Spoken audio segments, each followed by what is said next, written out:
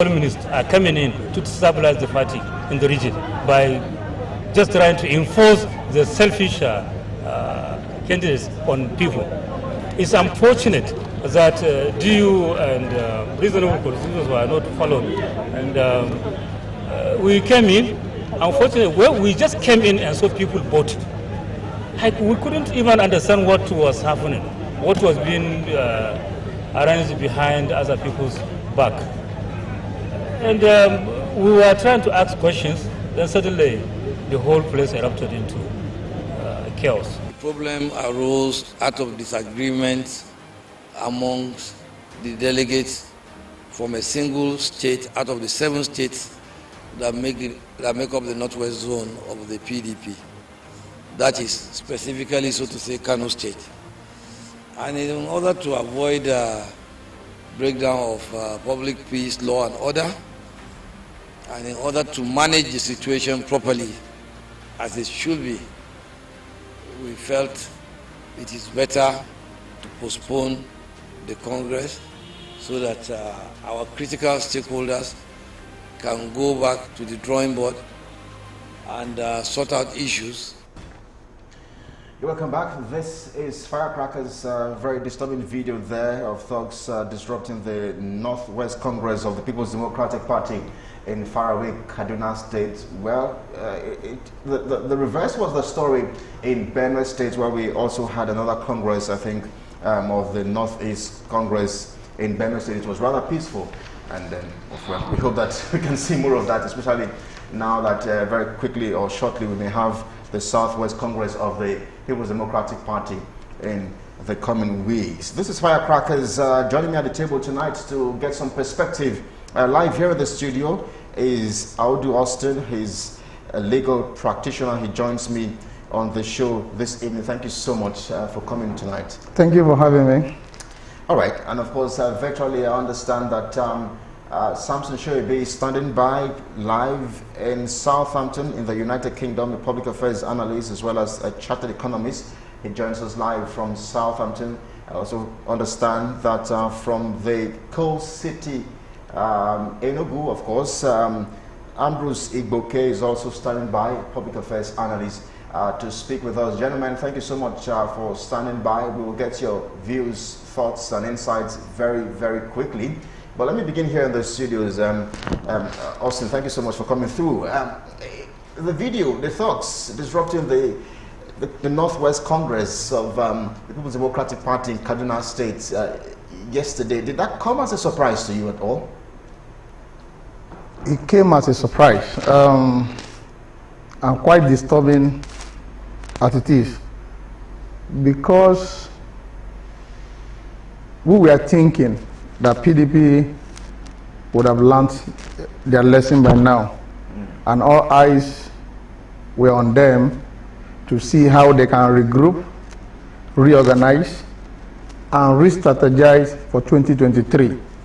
But with what I've seen yesterday, we are all taken aback, and I hope that the management or the leader of the political parties will quickly do something and get their house together before 2023. But I was surprised to see that level of disruption. Does that tell you about our level of maturity in terms of our democracy, in terms of how we play politics in this part of the world and continent? Of course, the major worry for me is that these political players are not the one disrupting the process. They use talk, and they are always engaging this talk for their own benefit. If you look at the entire drama, out of 7 states, it's just 1 state that have that issue. And from 7 states, 1 state is featuring 2 candidates. And these 2 candidates are well supported by the heavyweight in those states. So it's a bit worrisome to see that where you have 7 states from its political zone, 1 state is the one giving them issue. And we cannot continue like that. I don't even see why they cannot even have a single consensus candidate. If they have discussed and they have looked at the issue together, it's something that they can present the candidate and allow the party to move forward. All right. Let's get the views of Ambrose in Enugu. Ambrose, thank you so much for standing by. First things first, did this come as a surprise to you, or it's just how we play our politics in this part of the world and continent?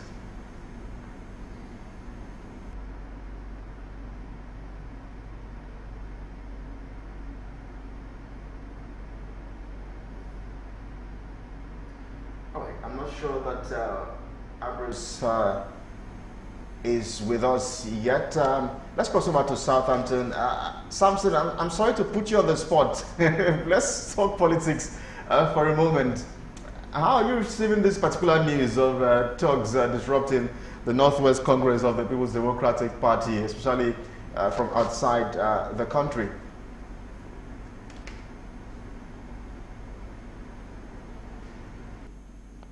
When you look at our society, it seems as if this has become a norm in our society, in our political space. Almost every congress or political gathering is characterized with a thuggery activity or the other. So I'm not surprised, I'm not dismayed, and the kind of politics we practice in Nigeria, sadly is a selfish political how do I call this now? It's selfish, it's personal. People don't come into politics to serve. Leadership is supposed to be about service to humanity, supposed to be about serving the people. But you understand that for Nigerian politics, it's always personal. And that's why people will do everything possible to ensure that they kill, they maim, and they destroy at will. So it's not surprising. We've always found ourselves in this. Look at APC. When was the last time APC had a Congress? Can they even have one? So if the ruling party will not put themselves together to have a Congress, how much more PDP, who seem to have been discarded? So these are the realities we have to face as a society, and it's so sad that we are here today, despite all our challenges. Do you think for a moment that Nigerians are practically disappointed in the People's Democratic Party, a party that once paraded itself as the biggest party in Africa? Do you think that Nigerians are probably disappointed with the party in terms of the party not even being able to coordinate itself as an opposition party to the ruling APC? Well, definitely Nigerians will be disappointed because a lot of Nigerians are looking towards 2023 as a viable option, But again, you look at it, for me as a person, I'm not disappointed because I wasn't expecting anything different from PDP. The crops of politicians who brought us this low, are still the same people, set of guys, set of politicians, still running the affairs of that party. Nothing has changed. You barely see people in PDP turn their quota membership from PDP to APC or from APC to PDP. And if these persons hadn't changed their character, their personality had not changed, so how much more are you expecting a difference? It's the same. The all same folks are still the same, still parading themselves as our leaders, and they are never real. So for me, as a person, I'm not surprised. Except I see a third leg, a third party, a third viable option, then maybe I can begin to have some form of belief. But as of today, having a Congress being characterized with thuggery and all is synonymous with what we call Nigerian politics. I'm not surprised at all. Let's take this conversation now to the cold city, Enugu, where Ambrose, I think, is standing by now. Ambrose, good to see you again. Ambrose Igboke live in Enugu. Ambrose, my very first question is, are you even surprised about what played out in Kaduna, the disruption of the Northwest Congress in that state? Well, why should I be surprised? I mean, as my colleague has said, it's part of our activities in our national landscape, ballots snatching, disruptions, violent disruptions of electoral activities. We'll see how we can reestablish connection with him, Ambrose in Enugu. Well, let me pose that question. Just a moment ago, I just asked Samson in Southampton. Do you think that Nigerians are disappointed, Austin, in the way the PDP has carried itself this past 5 years as an opposition party? Of course, Nigeria will be disappointed. Samson was right when he said he was not disappointed because he was not expecting anything less from PDP. I think disappointment has to be adjudged with the level of performance and decency in our society. For somebody who is used to witnessing violence at every political rally, at every political convention, if you see one without violence, you will be surprised.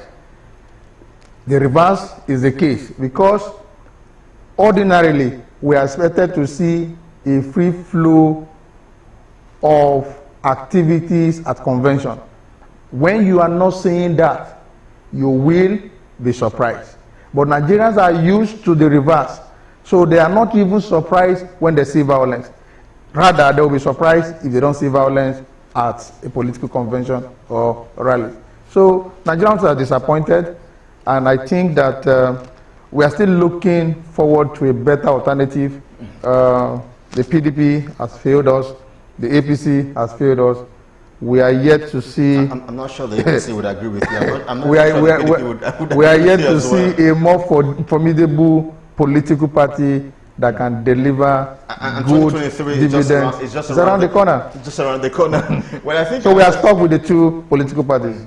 Okay, Ambrose, I think we do have you back now. I don't know what is playing out, but I'm sure we do have you back now. Ambrose, share your thoughts with us about what played out in Kaduna State, the disruption of the PDP Northwest Congress. It was a very, very terrible sight to behold last night. I mean, I understand that even the members who participated, a lot of them had to run for their safety. A correspondent in Kaduna State, Bosan, as well, he was there. He had to also run for his safety as well. But Ambrose, the question to also ask is, are you even surprised about this kind of politics that we play in Nigeria, or this is just who we are? This is how we play our politics in this part of the world?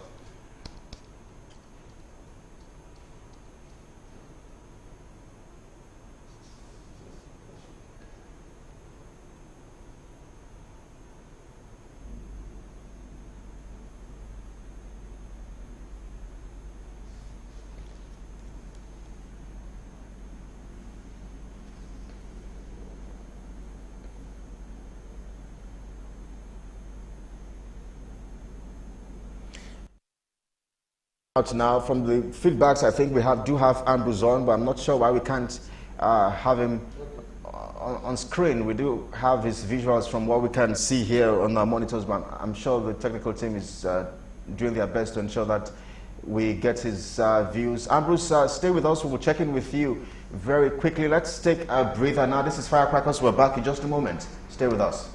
You're welcome back. This is Firecrackers. I think we do have Ambrose back. Let's see if we can get his thoughts and his views on these issues before we cross over to our next topic. Ambrose, thank you so much for staying with us. We sincerely apologize for the hitches on ground, but share with us your thoughts about what has played out in Kaduna State just a few hours ago yesterday.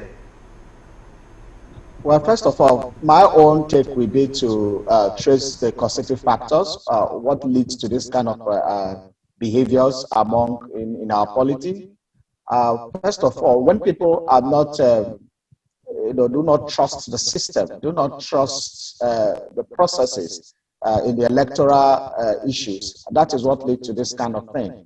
Is there transparency? Is there honesty? Is there justice in the activities that lead on to such processes? There are rumors from the grapevine that what really caused it was that some people were trying to impose a candidate, a clone from another political party to head the PDP in that zone.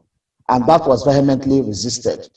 So it goes to say that I am actually ashamed that 22 years down the line, where we have started this current democratic experience since 1999, we are still having this kind of issues.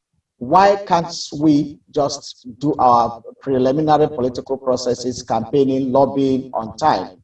Why do we want to influence things? Why do we want to turn the tables against the people at the nick in time at the voting process? And that has been what has been causing this kind of thing. When the people see that an electoral process is transparent, is credible, they will accept the outcomes. But when they feel that they have been cheated out of it in a kind of clandestine maneuvers, that's what we say this kind of action. And they are pushed to the wall and they resort to all these kind of things. The second factor is that when politicians refuse to accept defeat, this also, they mobilize their people, and the next thing, they turn the whole place into a kind of mess.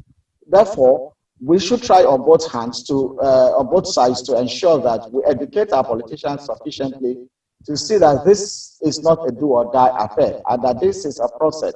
If you do not win today, you win tomorrow.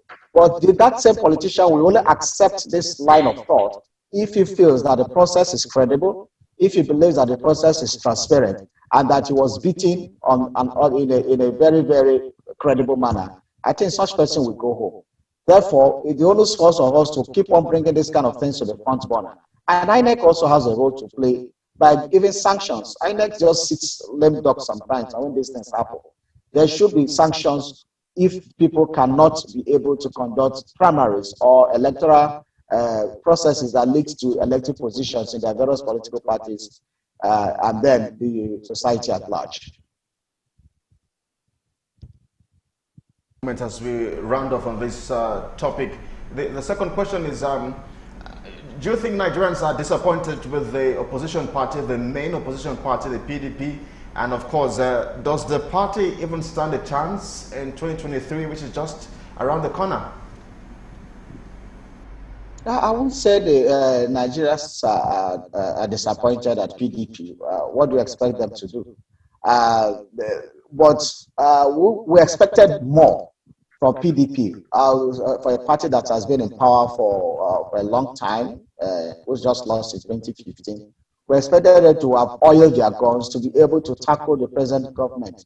We remember how the APC tackled the PDP between 2013, 14, 15. How they were able to dig out things on them and how they were able to fight the PDP with a lot of well-oiled PR machine and propaganda. The PDP, maybe we are not so used to playing the opposition, having been comfortably in power for many years, because if the PDP was really, really an opposition party, there are a lot of things they would have been able to bring to the fore to be able to make the APC sit up. But those things are not being done, and the APC is having it very comfortable.